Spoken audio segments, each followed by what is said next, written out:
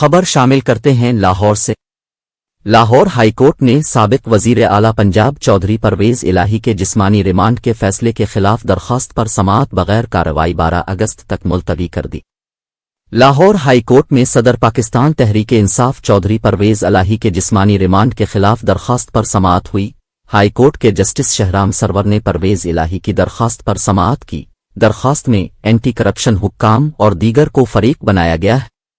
عدالت نے پرویز الہی کی اپیل پر وکلا کو دلائل کے لیے طلب کر رکھا تھا۔ عدالت نے پرویز الہی کو دوبارہ جسمانی ریمانڈ کے لیے پیش کرنے کا سیشن عدالت کا فیصلہ معطل کر رکھا ہے۔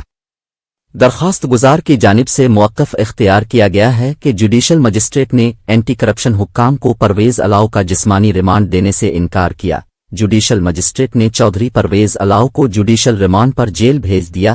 اینٹی کرپشن نے مجسٹریٹ کے فیصلے کو سیشن کورٹ میں چیلنج کر دیا۔ درخواست میں مزید کہا گیا ہے کہ عدالت نے جسمانی ریمانڈ نہ دینے کا جوڈیشل مجسٹریٹ کا فیصلہ کالعدم قرار دے دیا۔ سیشن عدالت نے جسمانی ریمانڈ دینے کا غیر قانونی فیصلہ دیا۔ عدالت سے استدعا ہے کہ جسمانی ریمانڈ دینے کا فیصلہ کالعدم قرار دے۔